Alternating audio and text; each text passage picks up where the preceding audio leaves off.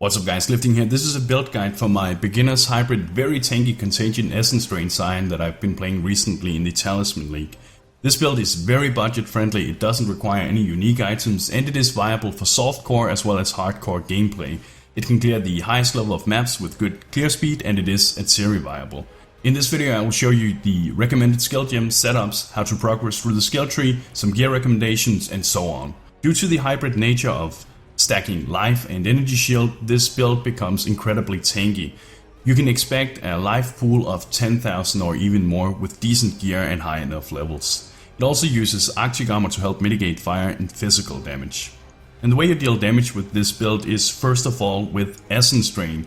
Essence Drain works by first of all dealing damage as it hits the target, and then it further applies a damage over time effect to the enemy, and it is this damage over time effect we are primarily interested in. By casting Contagion before you cast Essence Drain, the monsters will have the Contagion debuff. Then when Essence Drain kills the monster influenced by Contagion, the debuff from Essence Drain will spread to nearby monsters and killing them. Using these two spells feels very much like casting a curse, which is Contagion in this case, and then actually casting the damage skill afterwards. It is very effective, it is a lot of fun, but it is a little slow in the beginning of the game. So let's talk about skill gems. Your primary attack consists of Essence Drain, Controlled Destruction, Void Manipulation, Rapid Decay, Slower Projectiles, and if you get a 6 link, add in a level 2 or higher in power. To spread the damage of your Essence Drain, you will need Contagion linked with increased area of effect, increased duration, and faster casting. And the reason you pick up increased duration is that it allows the dot from Contagion to remain active for a longer period of time, thus also increasing the chance of it spreading to further away targets. This is the same reason why we pick up skill effect duration nodes in the skill tree, but I will show you that later. To increase the damage of both Contagion and Essence Drain against bosses or hard rare monsters, I also recommend a spell totem linked with Wither, faster casting and increased duration. And the way this works is that Wither will apply a stacking debuff to whatever enemies it afflicts. This debuff makes the enemies take more chaos damage from your Essence Drain and Contagion, and it also slows their movement speed, making them easier to deal with. This setup is great for taking down bosses or hard rare monsters. And to improve your damage, and secondly to improve your cast speed and movement speed, I also suggest that in your 4 socketed gloves that you need to 2-link cast when damage taking level 9 and Flame Golem level 11, and then in the other 2-link add in Wall Haste and increased duration. For extra mobility and defenses, I also suggest linking Whirling Blades, faster attacks and Fortify. And it is important to note here that in order to use this setup you need to be using a dagger. A wand simply won't work for this setup. Finally, to improve your defenses and mana regeneration, you need to link Arctic armor, discipline and clarity. And please keep in mind that you only need to level your clarity gems so that you're able to sustain the mana cost of your skills. For me, at high levels, a level 13 clarity is enough for this purpose, but you may have to level it otherwise for your needs. And so let's talk about the methods as how to level this character. Contagion and Essence Drain are both available in Act 1. You'll have both skills by the time you enter Act 2. And it is completely viable to level up using these two skills. It will, however, be somewhat slow compared to if you use other methods.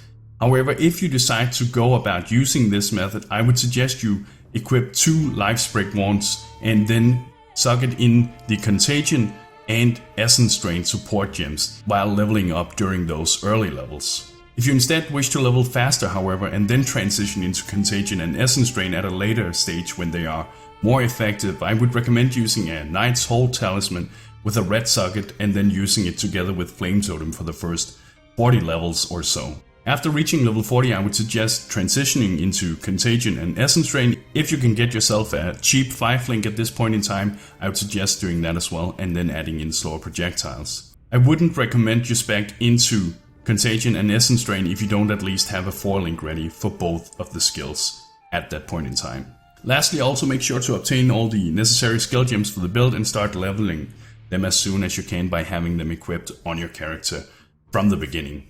And now let's take a look at the skill tree. For this build's defenses, we're interested in nodes that grants us extra life and energy shield, and to sustain the cost of our skills we also want some more mana and mana regeneration.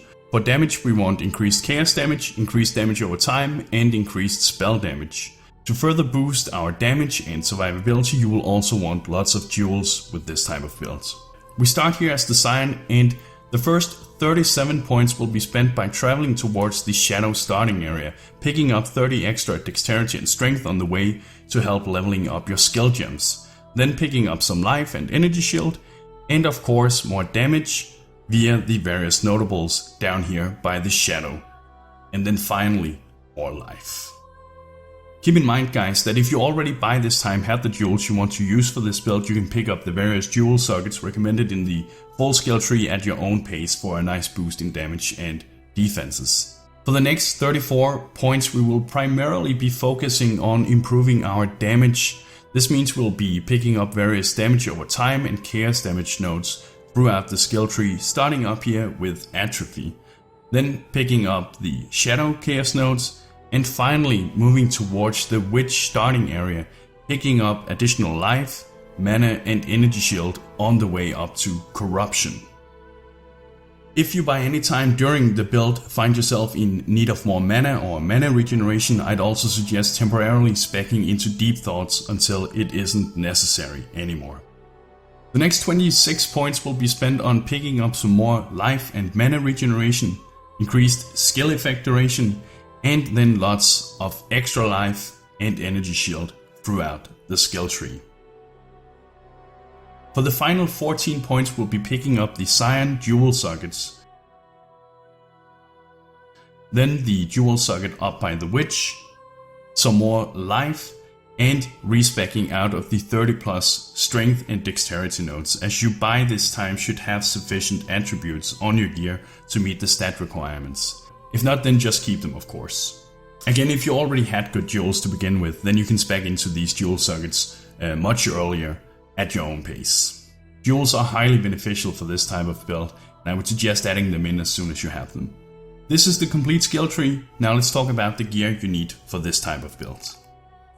As I mentioned earlier, there is no required or mandatory unique items for this build. However, there is one optional unique pair of gloves that I am going to recommend, and these are the Winds of Change. Since Essence Drain scales of projectile damage and already has a pretty slow traveling speed, and even more so with the slow projectile support gem, these gloves are a godsend. The increased projectile speed and projectile damage is a huge quality of life improvement for this build. To be able to use the Whirling Blades movement skill, you need to use a dagger as your weapon. A Wand Scepter simply can't do this. You need a dagger, and it is important that you find a dagger with a high spell damage roll to increase the damage of your Essence Drain. And if you want to further improve it, try to get some increased attack speed as well to improve the speed of your Whirling Blades movement skill. As for the rest of your rare items, you need to look for energy shield based items with high life rolls and elemental resistances. Getting a bit of chaos resistance is recommended as well. As a quality of life improvement to the build, I'd also suggest getting increased cast speed on both your rings and amulet, as Essence Drain otherwise can feel a bit sluggish to cast due to its slow nature. This is however more of a luxury attribute, so don't worry if you can't get it. Also, if necessary, try to get some dexterity and strength on your gear, as it will help you level up those skill gems and cover their requirements. As for your jewels, I recommend looking for a mix of the following affixes: increased damage over time, increased chaos damage, increased spell damage when holding a shield, increased cast speed while holding a shield, and increased maximum life.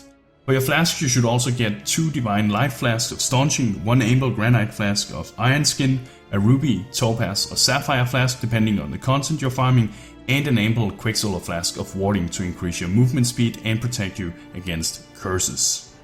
And that's it guys. Remember, if you have any questions, then the best way to contact me is to join me at my Twitch live stream. The link is below in the description. Otherwise, feel free to ask your questions below in the comments as well, or by going to my forum post on the Path of Exile forums. I will do my best to answer any questions that haven't already been answered in this video. Remember to subscribe for more Path of Exile build guides. Thank you for watching, and bros, do you even nerd?